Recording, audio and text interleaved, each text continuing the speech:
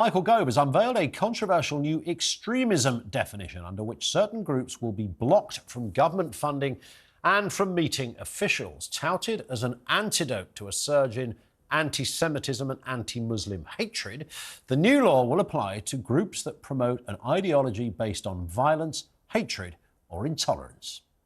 The proposed definition will hold that extremism is the promotion or advancement of an ideology based on violence, hatred or intolerance that aims to negate or destroy the fundamental rights and freedoms of others, or undermine, overturn or replace the UK system of liberal parliamentary democracy and democratic rights, or intentionally create a permissive environment for others to achieve these results. It is important to stress that we are in no way intending to restrict freedom of expression, religion or belief. Well, the government argues that the new definition will help them decide which groups they can and cannot engage with. Civil liberties advocates, community groups and MPs, though, are not convinced, with some campaigners calling the policy a dangerous gimmick. They contend that the overly broad wording could have serious implications for the right to protest and free speech. British Muslim leaders have also suggested the definition would lead to the unfair targeting of Muslim communities. And while the extremism debate rages on, terror flourishes. Yes, data now shows a record number of children in the UK were held over terror-related activities last year. The Home Office revealed that 42 youngsters aged 17 or younger were among 219 terror suspects arrested in 2023, with the total up 31% from 2022. Meanwhile, far-right activists have been uncovered using secretive networks of martial arts and fitness clubs across the UK to entice youngsters into fascism. One of those that's emerged in the past year is the Active Club Scotland, whose members include those who've made bomb threats and marched with banners, banned terror group National Action. But how do you define extremism and hatred as distinct from free speech, even if you ferociously disagree with that speech? And when it comes to religion, what actually is racist? What is more a case of blasphemy, perhaps? With all of this in mind, should freedom of speech have any limitations? The lines are now open on this one. We'd like your comments. 0344 499 1000. Joining me now in the studio is Ben Harris-Quinney. Ben, of course, is the chair of the world's oldest conservative think tank, that is the Bow Group. Afternoon to you, Ben. Whenever I hear a minister stand up with a new initiative or a new announcement, I immediately feel rather bilious because I know there's going to be something strange in there that isn't necessarily as it seems on the outside. I am worried about this in terms of how it clashes maybe with freedom of speech and the right to protest. Well, I think this absolutely falls under the potential problem of law of unintended consequences, as well as the intent of the bill. I mean, this is all off the back, of course, of the speech that Rishi Sunak gave a week or so ago. And, you know, that speech could have been given by Tony Blair. The problem, by my assessment, I think by a lot of people's assessment, including Lee Anderson, is that we've had this mass immigration policy for the last 30 years. We've imported a lot of people into the country that do not accord with our views. And that speech could have been given by Blair. And indeed, Blair did exactly the same thing. He had the mass immigration policy, and then his solution to it was curtailing freedom of speech and increasing government surveillance powers. And where you look at the definitions that Gove has given, and he's been under scrutiny more from Conservative MPs, actually, I think, than Labour that are concerned about this. But where he's given his definition about things like hatred, about things like intolerance, and you know, what is said about those who wish to replace our system of liberal democracy. I mean, the breadth of that could be very wide. It could include potentially people who are in favour of proportional representation as a different system of democracy.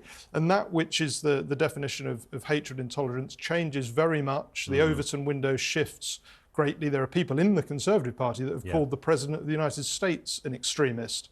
And so I think the United Kingdom has a great tradition of freedom of speech and democracy. We need to err on the side of freedom of speech. Terrorism should be severely punished. But people's rights to hold strange views, extremist views, I think have to be, you know, to the full extent of freedom of speech absolutism. If people want to believe those things, that's up to them. If they want to commit terrorism, then they should go to prison for a very long time. How is this divided up? Because there was, I'm thinking of the Prevent programme, for example, which largely had people refer to it who are from an Islamic background, political Islamism, I know we have to keep saying as distinct from Islam, etc. I get it.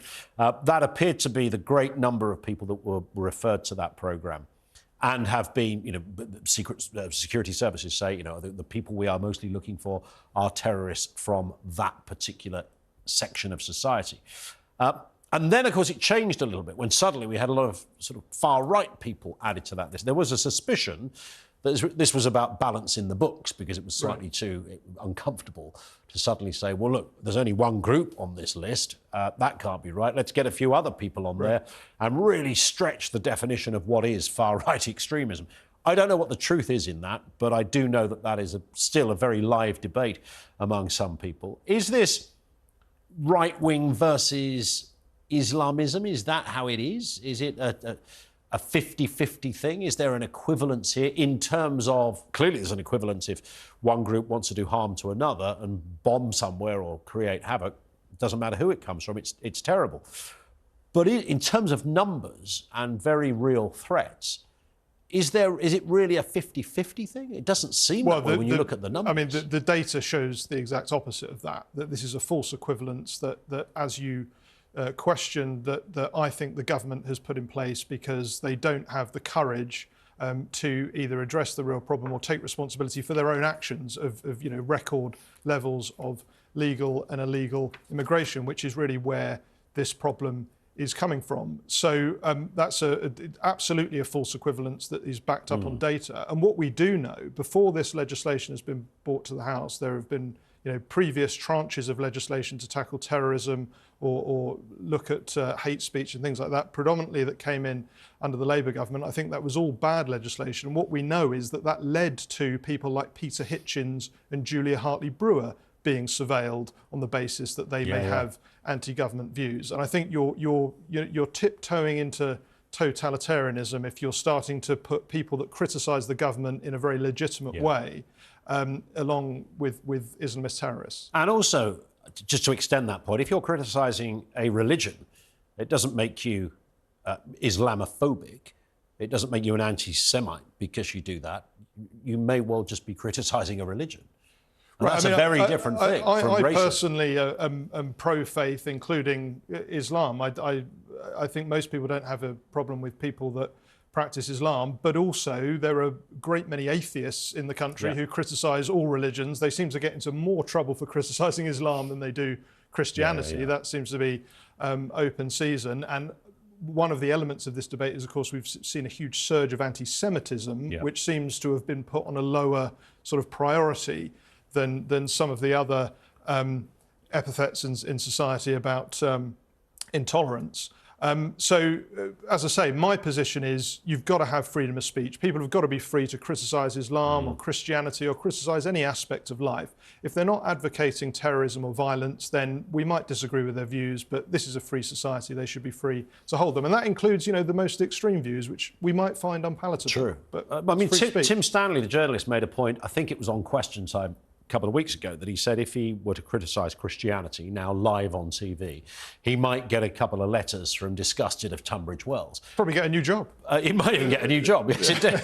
But if he were to criticise other faiths, particularly Islam, then he runs the risk of a death threat. He runs the risk of somebody doing something more, at least promising it, even if it's not And I would say carried more out. likely to lose his job. I think that's the problem, that if you don't have a free speech system, you essentially have a system where, as things ebb and flow, the government uses what legislation it has to punish people that it doesn't like or it feels are out of kilter with the sort of current year. But I think the point was made actually by George Galloway that it's quite often now in modern politics that yesterday's extremist is today's correct on, any of the above issues. And that's why, the immediate definition of what is extremism versus a system of freedom of speech, I think the system of freedom of speech is far better because things change, debates change, issues come up that we never thought possible, and the widest possible lexicon of debate, I think, is the best.